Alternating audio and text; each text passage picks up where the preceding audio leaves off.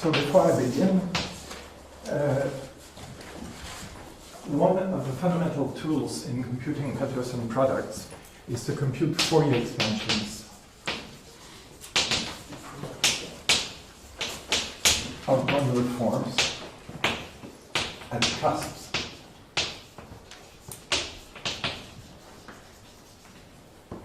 At all cusps. And essentially, equivalently, you're given some gamma in the full modular group, and you want to compute, well, let me put S and Z, and you want to compute F slash gamma top. And you want to compute this. You want to compute a Fourier expansion of this. Now, since the cusp may be irregular, of course the cusp, I didn't tell you what the cusp was. The cusp is the image by gamma of infinity. So here the cusp I'm talking about is either C. If the cusp is irregular, this may start with something like q to the alpha, with some rational number alpha, which is not necessarily integral. You can assume alpha is in Q, and you can always put it in 0, 1 times the sum of A of n, Q to the n of n to 0.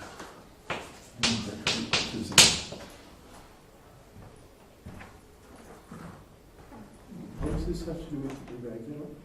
Well, if the cusp is regular, alpha is always 0.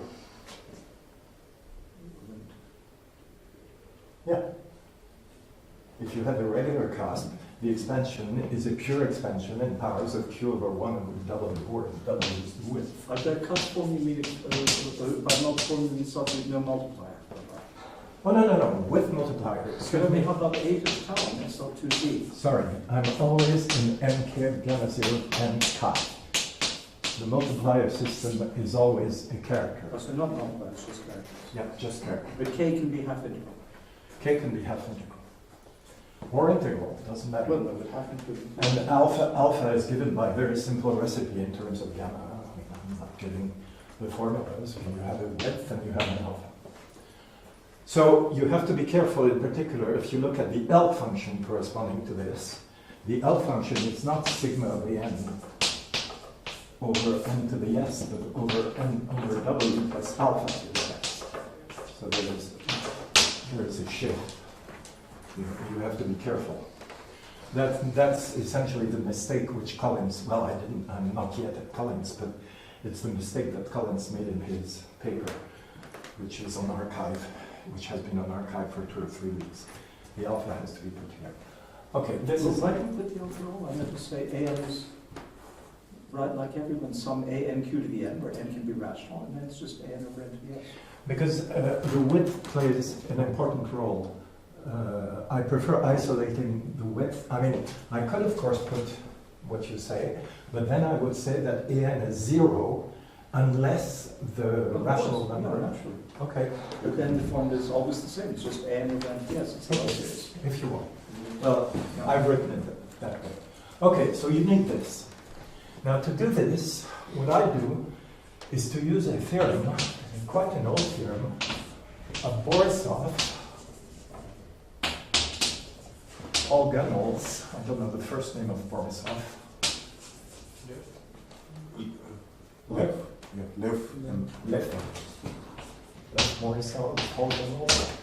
And later, Neururer and somebody else, I don't remember his co-author, but that's in a weaker form. And this says the following. Consider the vector space dk of gamma 0 n pi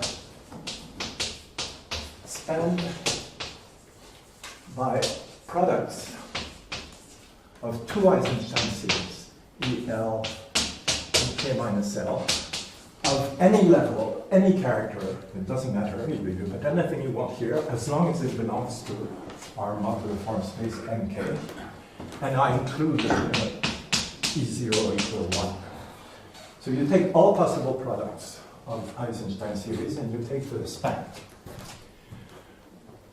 These are holomorphic? Yeah, holomorphic Eisenstein series With half with integral weight. of integral weight, yes. But with level level. weight, k is half integer. Excuse me? You said k could be a half integer, how can they both be? No, for the moment, excuse me, for the moment, K is not an integer. K is an integer. For this theorem, K is an integer.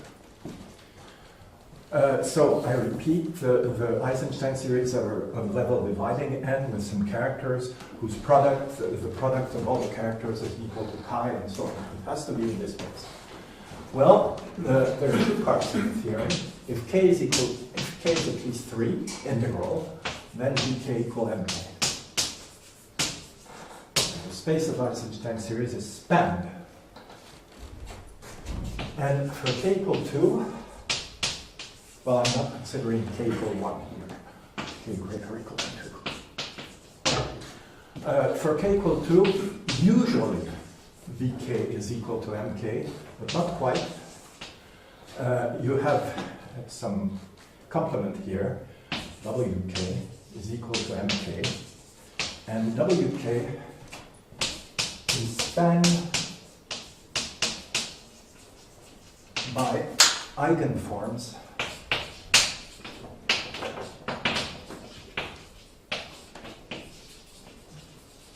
which vanish at the middle of the critical strip, such that LF1 is 0.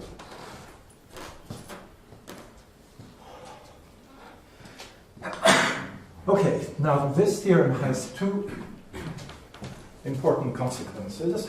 One which is algorithmic, the other which is theoretical.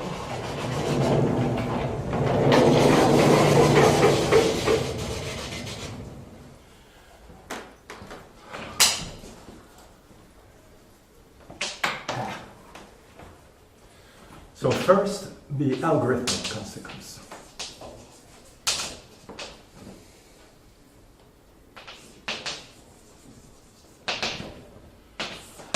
Well, even though Eisenstein series can be complicated, you can always compute E/gamma for an Eisenstein series. It's quite tedious, the formulas are awful, but everything is explicit, so you can compute. So, if you want to compute F/gamma, let's say the weight is greater or equal to 3 for a moment. If you want, or that we're not in this situation, by the way, the first space on which in weight 2 it's not spanned by eigenform is in level 37, where you have the elliptic curve of rank 1. So let's assume, for instance, we're not in that case. Then to computing E/gamma is a complicated computation, but completely explicit. So if you want to compute F/gamma, it's no problem. You just compute all the Eisenstein series to span your space. You decompose by linear algebra, you decompose your F on the products of the Eisenstein series you have, and you have F/gamma. It's heavy, but it works. But even if you're in this unfavorable case where it doesn't span, and even if you're in weight 1, and even if you're in half integral weight, it doesn't matter, because you can always multiply by anything to be in weight greater or equal to 3. In half integral weight, it's much simpler because you just multiply the standard theta function, and theta/gamma is well known for any gamma in SL2Z, so there is no problem. So that's how this has been now in the master version of ParisGP for more than a year, and I believe that up to now, neither SAGE nor Magma has implemented this. Now you can get Fourier expansion at all costs. But that's an algorithmic consequence. There is also a theoretical consequence, which I've not seen, and which probably will make a small paper, which is due to François Bruno. And yeah. So for a wave-free cast, you multiply by theta cube or what? Yeah. Well, in fact, I can multiply by theta, And if we land in wave 2 where there are no L function which vanish in the middle, it works also. Sure. But what's the difference? There is no difference. I mean, you can multiply You by can theta just cubed. multiply by theta cubed all the time. Sure. I think that's what I do. So there is a theoretical consequence which I've never seen, but these AN which are here, whether you do it with my normalization or with Don's, they're the same ANs. Well, the AN in the, well, I'm considering A sub gamma in the end. I should put an index gamma. I don't want to lower the board, but I'm talking of these ANs here where you put F slash gamma. They belong to a specific field. Of course, you have to take the field generated by the coefficients of F. For instance, if F has rational coefficients that's just Q, and you have to join a certain root of unity, zeta sub capital A, I don't know, some number. And they give A. A is the LCM of two quantities. One which depends only on the level, and of course the matrix gamma which you have. I'm keeping the same notation. And here it's the GCD of CD with N, the product C times D. C and D are the lower row of my matrix. And then you have a second part which depends on the conductor of the character that we call, I can't call it F, so let me call it N. And it's exactly the same, except that instead of being C times D, it's B times C and N. So here, excuse me, I should have said M is the conductor of chi, which of course is a divisor of N. So I've never seen this in the literature. It's probably not very difficult, but they obtain it as a consequence of the theorem of Borisov-Galois.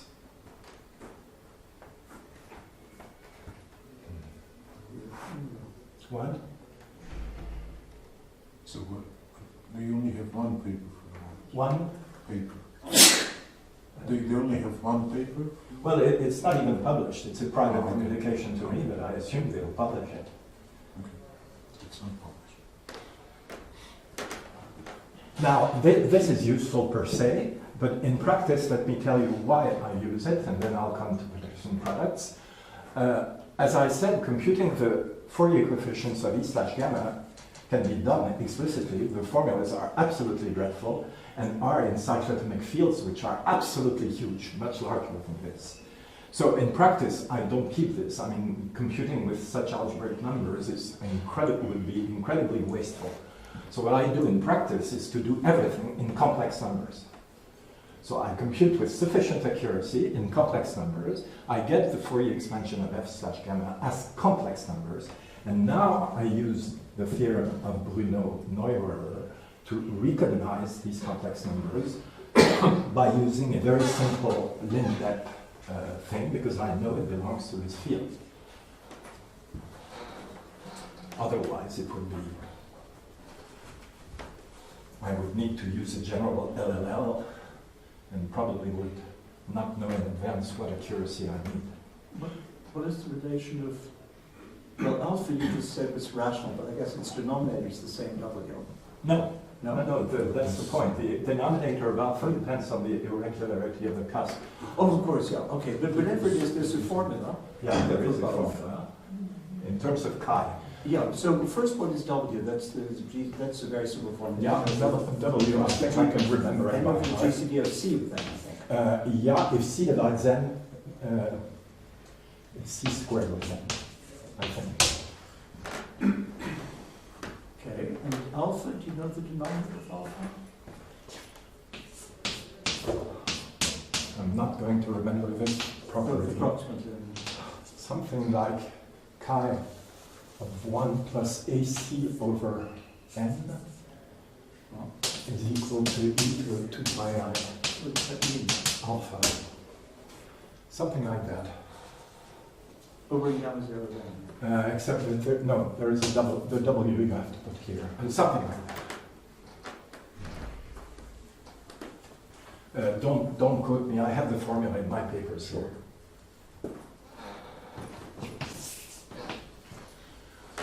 Okay, so now let's come to Peterson products. As far as I'm aware, if you're in a general modular form space like MK, you always need all these Fourier expansions at all cusps. Now, one of the traditional methods is to use the Rankin-Selberg by expressing the Peterson product as a residue of the Rankin-Selberg convolution of F and G. But this is not very practical for actual computation. You can do it, but it's very heavy. So there are two other methods. The one which I've known for many years, I published several papers about it. And the second is 2 weeks old and is due to colleagues. So the old one, I'll just recall one of the formulas. The old one is just based on Stokes. Well, everything is based on Stokes. So you have an integral over some contour, which is not the fundamental domain of gamma. It can be any fundamental domain. And then you use Stokes' theorem and reduce the computation of the Peterson product, which is a double integral, to a contour integral. And if you do things properly, this contour integral can split, in fact, as a product of two single integrals. I'll give you a sample formula.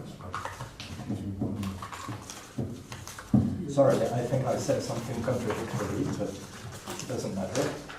Let me give you a sample formula.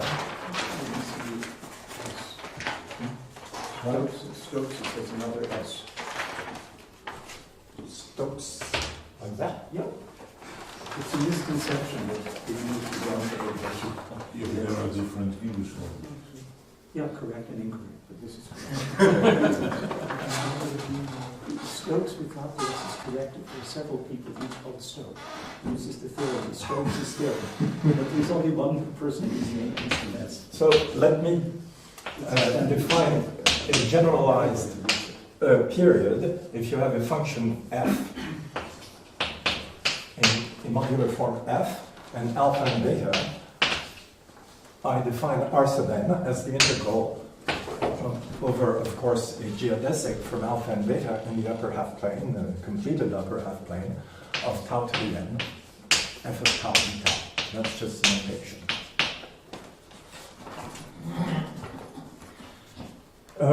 So the period would be the integral from 0 to infinity. So one of the formulas is 6. This is essentially Haberland's formula, but generalized to any congruent subgroup of the form gamma 0 then chi. Here you put, let's see, R is the index, so gamma over gamma 0 then. Then the scalar product taken over gamma 0 then. This is simply a linear combination. First, I should have said, I take a coset decomposition, a right coset decomposition from I equal 1 to the index gamma over gamma 0 then, or gamma 0 and gamma I. So I take I never know if this is called a right coset or left coset. Gamma is equal to 0. Yeah, excuse me.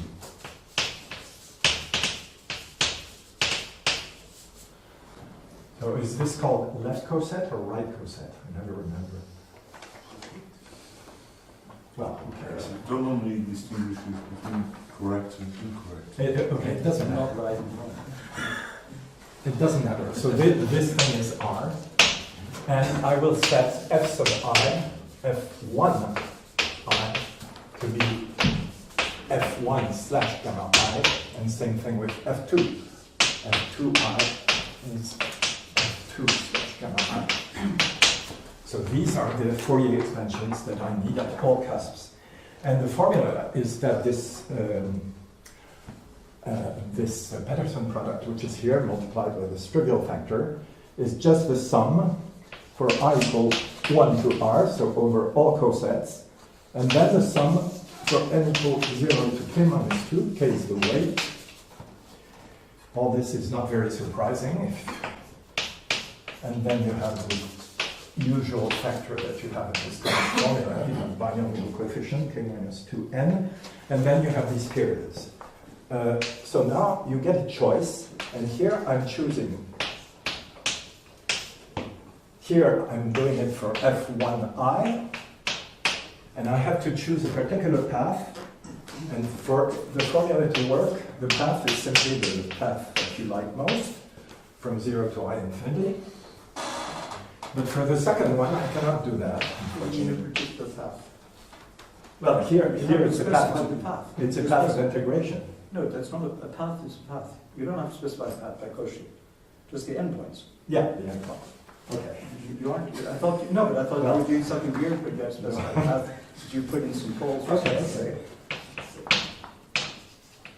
But here, unfortunately, the endpoints are not as nice as one would like.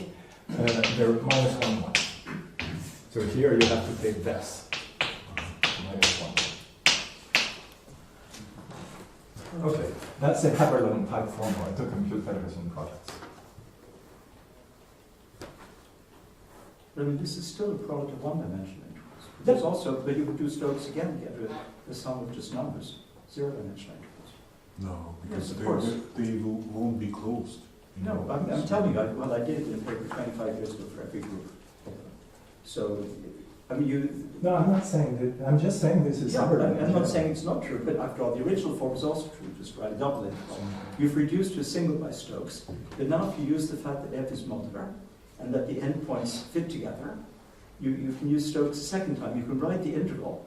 So you introduce f tilde, the Eichler integral, and then you write this integral as f tilde minus something. Oh, sure. Everything counts, and you're left with just a sum of Values of Eichler integrals. And which not Eichler integrals, of numbers, of pure numbers, which are the well, difference. these are F tilde. pure numbers also. Yeah, No. this is So written as you an don't need to integral. integrate them. No, but this is written as an integral. If you use f tilde slash gamma minus f tilde, Yeah. it's a polynomial. Whose coefficients are rational numbers, and you can do that easily. Of course, you can say you can do it for the integral, but and then this is just a finite sum of those numbers. That's one point. And the other is it has absolutely nothing to do with, and this is an explicit formula with explicit paths if your group's a subgroup of SL2Z. Yeah.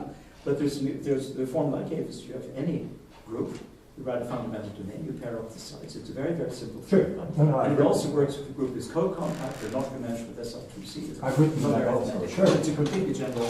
I'm just this is giving an example. Just explicit. This is not the point of Yeah, what I okay. want No, to talk today. I just wanted to. Okay, and I want to point out that maybe you can contradict me here because that's more important. I want to point out that this is valid only for k greater or equal to 2 and integral. certainly true. I don't know how to generalize this to half integral or to weight 1. Do you agree with that? Absolutely. Well, this one is definitely wrong if k is 1. It's not 2. And this one is certainly wrong if k is 1. I'm happy. Okay, so now we come to the new stuff. And unfortunately, I have to do this German thing. I hate this. I can do it. Could be German. Okay. I'm German. You've got very high class help here. Yeah.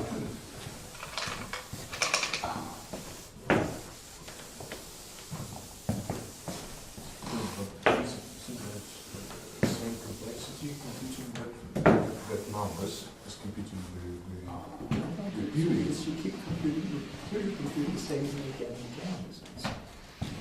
Yeah, that's not I would be surprised if your formula was lower complexity. Well, I never thought about it from point of view. I mean, I wrote it out carefully for all different cases too. So for instance, I used to show that if you take the group, the elliptic curve that came out of 1094. No, came out of 5077. Then the amount, the vague parameterization is degree 1094. Thank you, Harlan. And that took, no time at the time the computers prepared. So it did work. Okay, so now the contribution of Nelson and Collins. So the idea here is, well, essentially it's still Stokes' theorem. I mean, it's the Cauchy residue theorem, but the Cauchy residue theorem is in fact a special case of Stokes, so let's not argue about philosophy. But it has the big advantage of working for any k, including k equal 1 and k half integral. So let me start by something which everybody loves here. The non-holomorphic Eisenstein series of weight 0. Everybody knows this. There is no Vasily. Excuse me? There is no Vasily who doesn't like Oh, he doesn't? non-holomorphic Eisenstein series.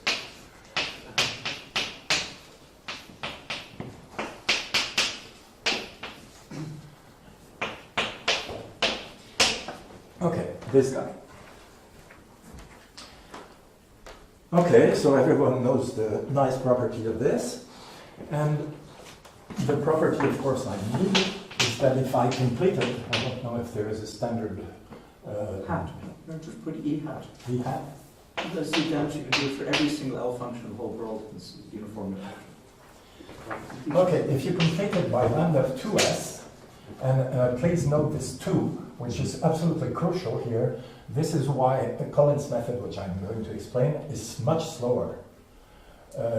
It has the advantage of working in half integral weight and weight 1, but it's much slower because of this 2. This 2 slows down everything. So lambda is in the hat. Yeah. So lambda of s I minus s of t. Yeah. So the consistent notation is in the hat with S. You complete everything. Okay, and everyone knows that E hat has very nice properties. In particular, it has functional equation E hat of 1 minus x equal E hat of s. And it has a Fourier expansion of which I will just put the first terms. It begins with lambda of 2s y to the s, plus of course the same thing where you change into 2 minus s. Oh, it's, well, yeah, lambda 2 minus 2s, y to the 1 minus s, plus a sum involving k-Bessel functions, okay, which I don't need. And I know the behavior, that's very important. I'm not going to give the technical details because it's a waste of time, but I know very well the behavior in vertical strips, how it grows and so on. So the first lemma, which is due to Nelson, is simply an application of residues.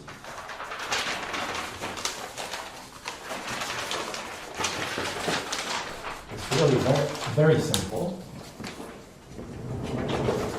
I'm not going to give a proof because you can do it in your head. So the lemma is this. So this is due to Nelson. Well, don't ask me who Nelson is.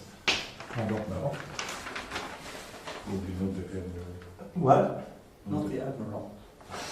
Is he the first name? I should look in the paper. I don't have. I don't have. Once you and Nelson. Maybe it's him. I don't know. Okay, so let h of a, so I need an auxiliary function. Now I'm stating it with an auxiliary function which has lots of nice properties. I mean, it needs to be holomorphic. That's certainly important. And Is the function just S? Yeah, h of s. Well, E of S, you also wrote E of S, but it involved tau. You've been writing E of S everywhere because variable tau. But H is just a function. Yeah, h is just a function of s. But what I was going to say is that, okay, we need that it satisfies some growth conditions, which I'm not going to write. The main condition is h0 equals 0, h1 equals 1. And it's a little stupid to ask for all these conditions, because at the end, the application which we're going to give is to the function h of s equals s. That's all we have. Yeah, and it satisfies h of 0 equals 0. So you can think of h of s equals s without loss of generality. Okay. And the formula is just Cauchy. It says that if you take the integral over a vertical line, which is, sorry, the vertical line is 1 plus delta for some delta positive, of h of s. I mean, you can do this in your head by using the residue of the e, which I didn't give, times e hat of s ds. This is equal to 1/2. Okay, I won't insult you by proving this. I mean, it's totally clear.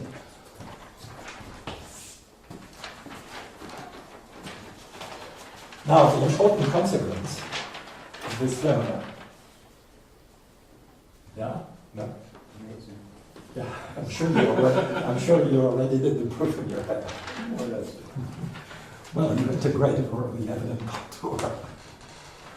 Okay, so the corollary of this lemma, which is in fact the theorem,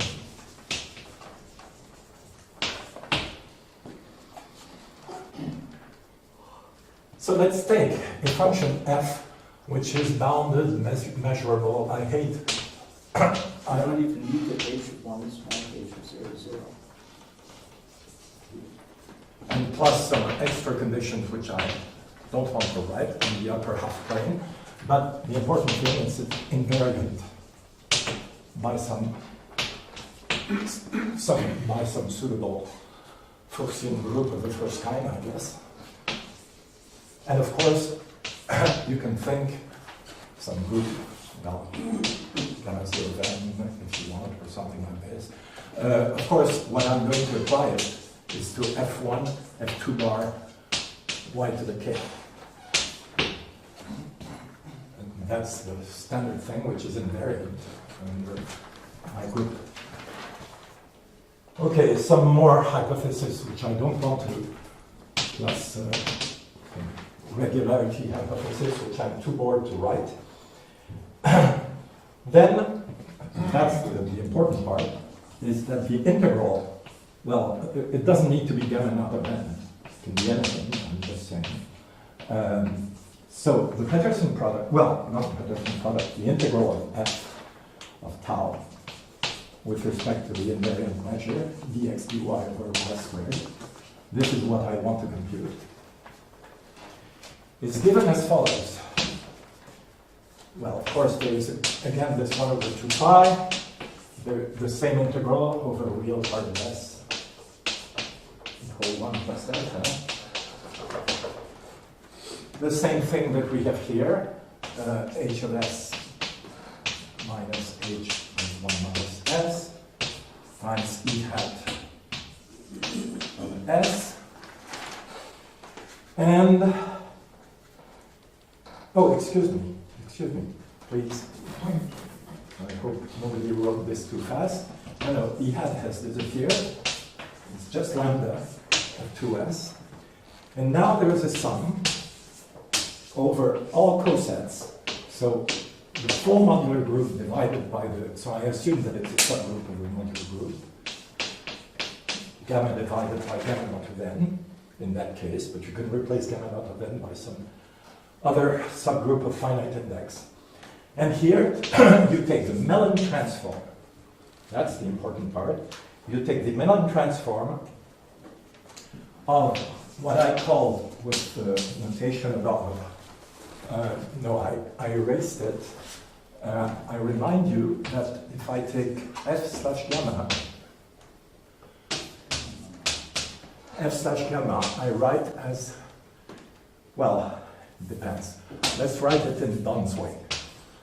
Exactly, yeah, because otherwise Yeah. it won't be A. So it's, I mean, this is absolutely stunning, the ranking. Okay. It's called the ranking transform. Q to the, and what do I It's the put? non-transforming constant. And what do I put here? It's not n over w now. Well, no, it's n, where n ranges over some subset of Q. Okay. So it's n. Belongs to Yeah. some, okay. So Well, it's that's in Q, and of course most of the coefficients are 0. You don't in yeah, Q, right. positive or 0, because I assume there is no coefficient of negative index. So A0 gamma, of course, is, so this is A sub gamma. So I should write it A gamma 0. except that you have to have it, you have a shift as minus 1. Yes.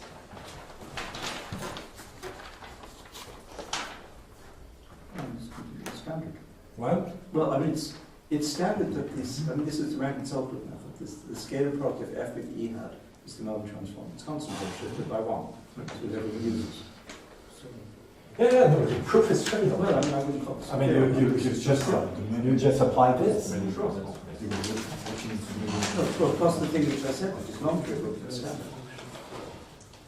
So it's a main transform as a function of what? There's only one node. One. Yeah, it's Mellon transform. Well, no, you didn't. No, wait. What you said is wrong.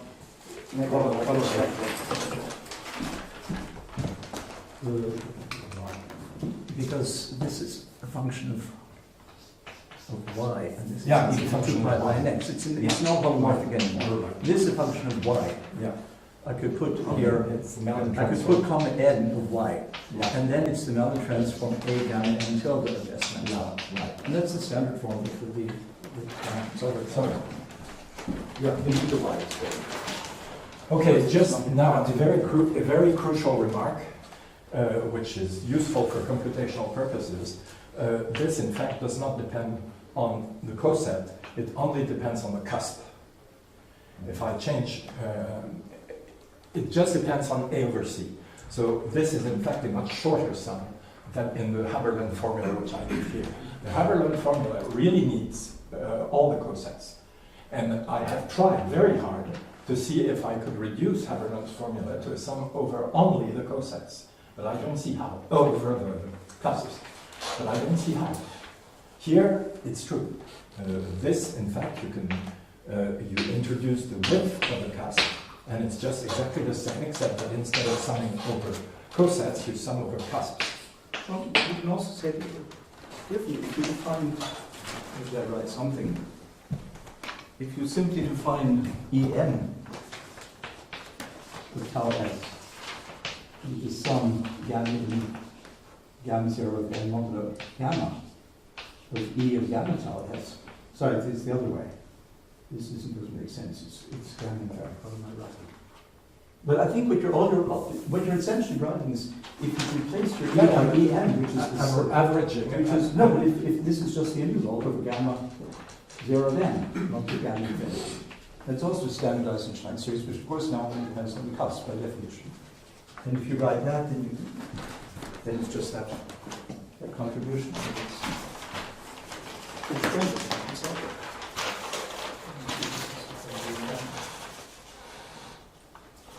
Okay, so I'm going to write as a consequence the formula that you obtained. So Hartmut, can you help me again? I'm sorry to ask this.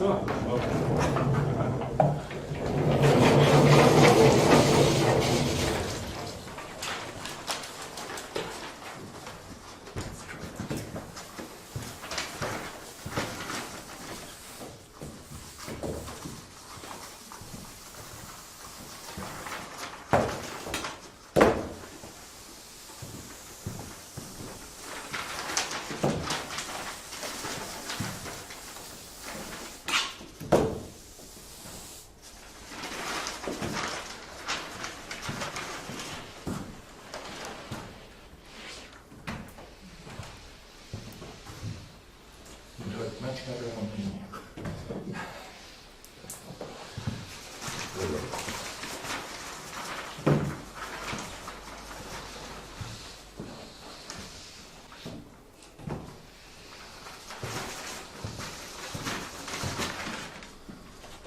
Thank you. Sure. Okay, now I'm going to skip a step. So I'm going to take h of s equal s. I'm going to take the sum over all cusps outside, and then what you're left with is an inverse Mellon transform, simply. So you have to compute this inverse Mellon transform, and you will not be surprised if I tell you that this inverse Mellon transform is essentially a Bessel function, except that, unfortunately, you see the lambda of 2s, well, it has a gamma factor, that's nice, that gives Bessel functions, but it has zeta of s. And zeta of S doesn't have a nice inverse Bellian transform. So in fact, you have a sum, which is due to the definition of zeta, sum of 1 over n to the s. So the result that you obtain, I have skipped the details, is as follows. I define a new transcendental function as follows. Over positive reals, simply. It's simply the sum from n greater or equal to 1 of mx to the k minus 1 times mx k-Bessel function. It's an integral Bessel function, so these have nothing to do with the Fourier coefficients of E, which are k-Bessel functions of complex index, and minus k minus 1 of mx. This is an exponentially convergent series, so there is no problem. And the result is that F1, F2. Well, you want the complete formula, the exact formula? Let me write it. 4 Well, times. if you simplify, you really don't need the sum over gamma at all. I mean, this sum, sometimes you're No, it's not over gamma now, it's over C. no, Over cusps. but you're still going to have the sum over cusps. Yeah. But you don't need that. And there's a trivial point you could have said at the beginning. If I define simply a of y from my function as the sum of these cosets of a 0 gamma of y, you can do that first. That's just one function. But that's kind of obvious, because if I replace f1 of z as the sum Sure.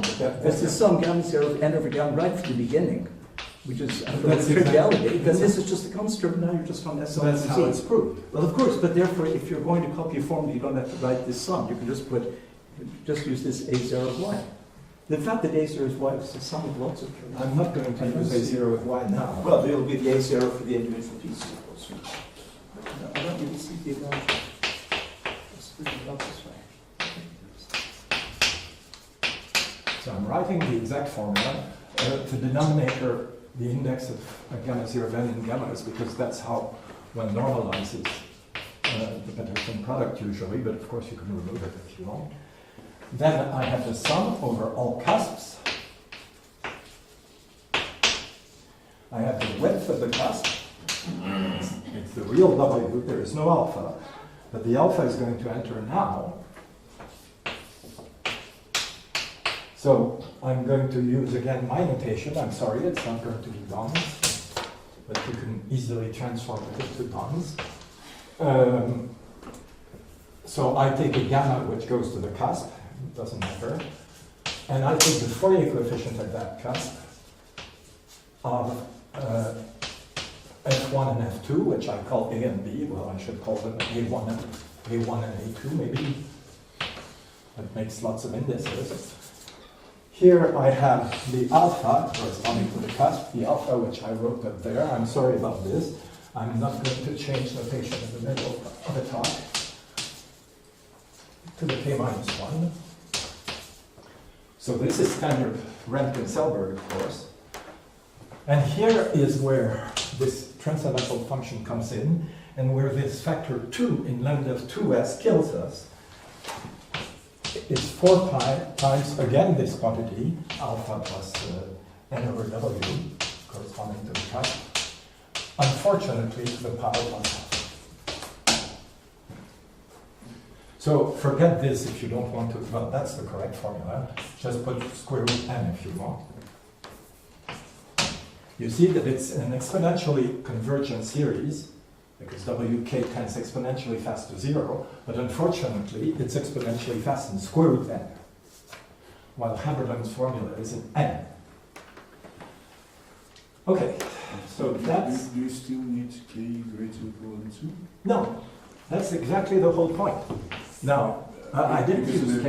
I the did use Bessel function was exactly. negative. This formula is true for all k. In fact, it could even be not half integral, but well, it's valid for all k. There's no. Oh, n over w plus alpha is just so to speak, n. Yeah, it's n. Exactly. In Don's notation, this is n. And that's also n. And that's also. Yeah, it is easy to read, yeah. Except then n is greater than 0. Yeah, Right. absolutely. Absolutely. You're absolutely right. It might have some development. Okay, so indeed, when it's half-integral weights, it's even simpler, because, well, simpler if you want, because in half-integral weight, the k-Bessel functions are elementary functions, but it doesn't really help in computing these sums. But your form is actually slightly wrong. It's n greater than or equal to 0. No, 1. For n equals 0, it doesn't make sense. Yeah, so you. It certainly makes sense. If your alpha is the 17th, then your thing starts with q to the 1/17th. You have to include that term. It's there. No, sure, but the It's my n is positive, excuse your me, n is excuse me, greater than 0. it's Yeah. greater or equal to 0 if Unless alpha is if 0. alpha is non-zero, otherwise it's n greater or equal. Yeah. Well, you don't, I mean, otherwise the a answer is 0. Yeah. You understand? Okay.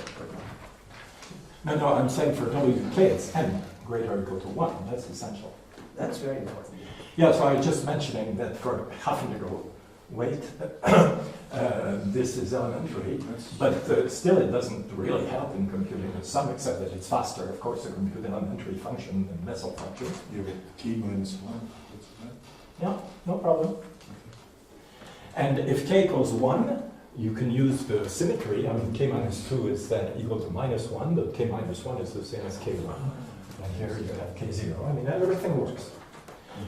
Okay, I have 10 minutes left. The last thing I want to tell you, and that's extremely important. So this I implemented, and it's now in the main version of Paris GP, which you still don't have because the release is not yet, but you can get it by Git. I improved the speed of the computer. The essential part, of course, is the computation of this guy. And of course, initially, I just did it in a stupid way and just summed the Bessel functions, which are pre-programmed already in Paris GP. But that's a totally dumb way of doing it. And now I know how to do it 100 times faster. And that's the last thing I want to say because it's quite fun. I can give you, by the way, I should have said, the function is easy to study. This is asymptotic to square root 12. Since you know everything about Bessel function, you will not be surprised to learn that as x tends to infinity, it's asymptotic to this. So, what's more amusing is that one has, if k is integral, you have in fact a power series expansion which starts with k minus 2 factorial. And I'll give you the power series expansion. And this power series expansion, unfortunately, has radius convergence 2 pi. And the fact that the radius, which is surprising, if you know k-Bessel functions, you know that if you expand them, the radius of convergence is infinite. But here the 2 pi comes from the zeta function. As I said, the fact that there is a zeta as a factor kills a lot of things. And it's this infinite sum, which in fact makes the radius of convergence finite. But in fact, I don't care. I'm just telling you this.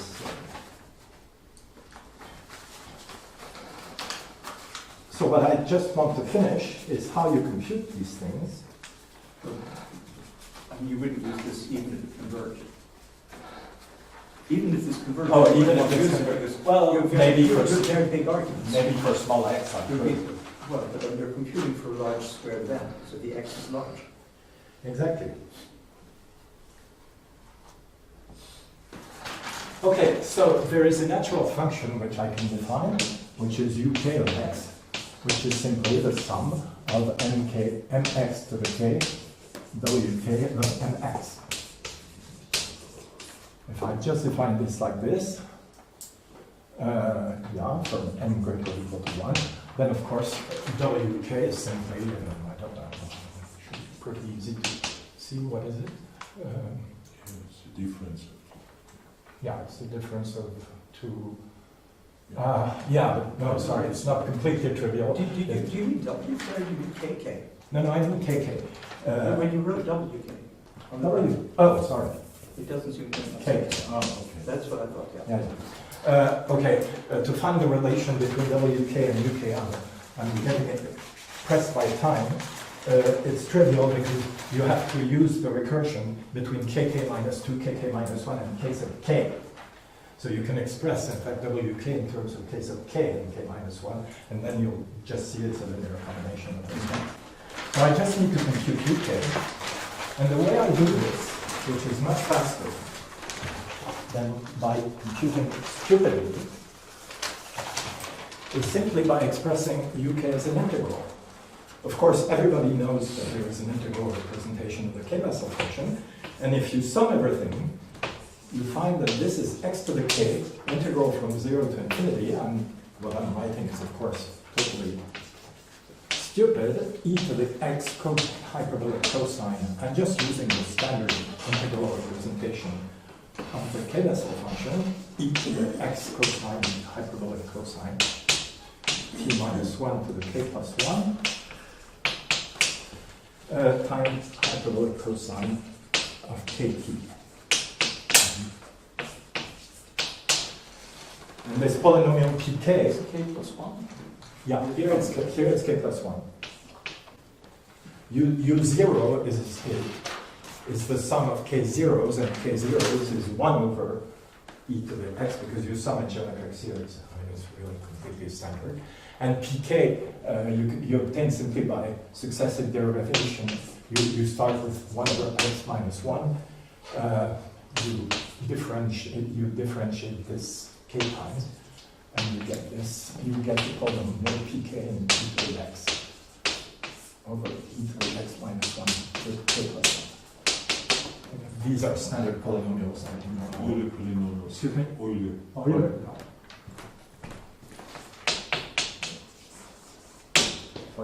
I mean, if you find something like 1, 11, 11, 1. Yes, yes. They're very famous. Yeah. But, and why do you write cos t and not just some t going from 1 to infinity? Well, then there's hyperbolic cosine of kt. Yeah, but it's a polynomial cos. Sure. And it's Yeah, but very k can fun. be half integral. K can be anything. Oh, that's a good point. That makes sense. Okay. Okay, and I think I will fortunately Wait, finish. if k is half integral, you don't really mean the kth derivative of something, do you? That's true. Yeah, but I mean, Okay, there is, you're absolutely right. When Yeah. k is half integral, I don't use this Something else. method. What do I do in that? So- I just use the explicit Yes. formula for the half integral. for the half integral. But when k is integral, I need this. And what I just want to finish, how do you compute this integral? Now, this is absolutely famous. Look at the convergence. Look at the convergence. When t tends to infinity, at 0 we don't have any problem. But when t tends to infinity, the cosine, the hyperbolic cosine, tends to infinity exponentially. And the exponential of this tends to infinity doubly exponentially.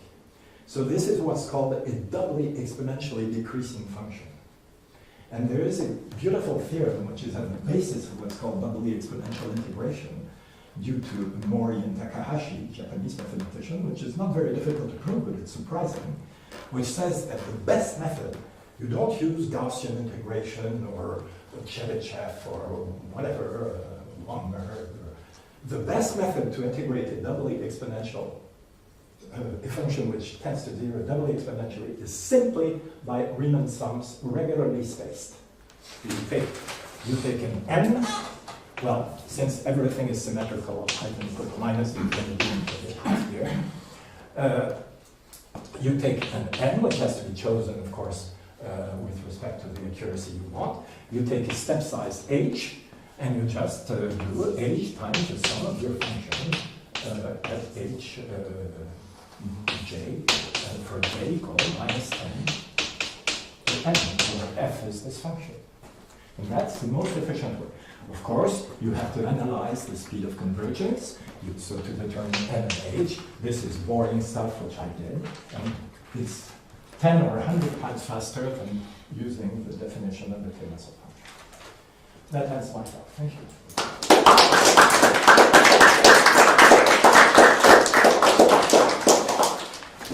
Questions?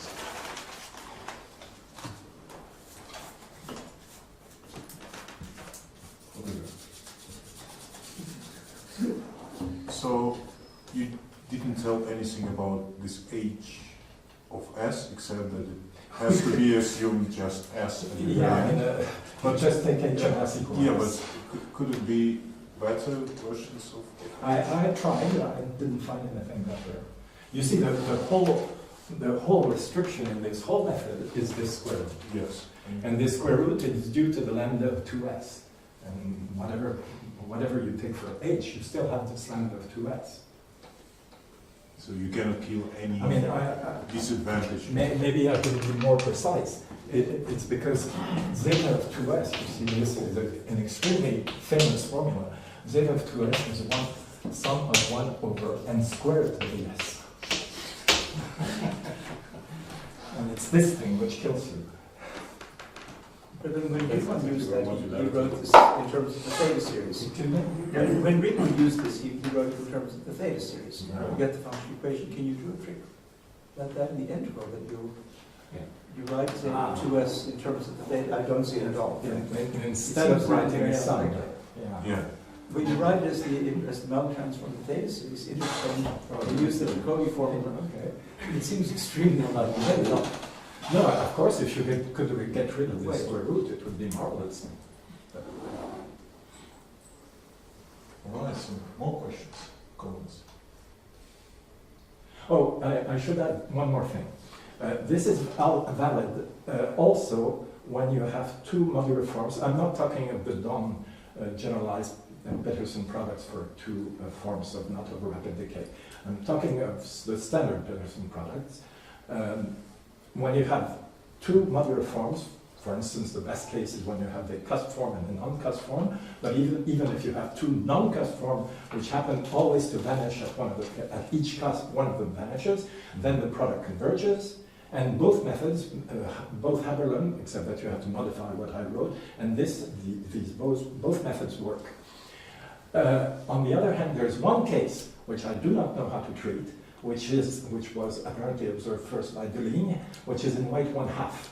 If you take two modular forms of weight 1/2, cuspidal or not, their Peterson product converges. But I do not know how to compute this Peterson product, except of course you can express everything as linear combination of unitary theta series, and then you compute for each product of two theta series, and there is a paper of Chiara, I think, who does this computation explicitly. I don't know, somebody sent me, maybe somebody... Because I found that Oh, with Murty and Dunbar about 8 years ago, and we were quite surprised. Like for 8 and theta, I showed it to you. And I'd never seen forms, it's completely trivial. Yeah. I'd never seen doing hypothetical weight. But It anyway, works for every theta series, and since everything's a theta series, you can't use this method or Haberlin. You have to use a specific thing on unitary theta series. Okay, so if there are no further comments, Just a please. Okay. If you want to have the latest poly version with this, then you can use the Paris GP Atelier Binawave, which are already available, and this is for the Atelier 2018 B, which will be in Roma in 2 weeks. In Rome. So you do just click and you ask, you will see there is a Paris GP Atelier Binawaves which are available. Okay, so there is an access. Yeah, so you can access the software directly. These days is so important. Okay, yeah, so let's thank the speaker again.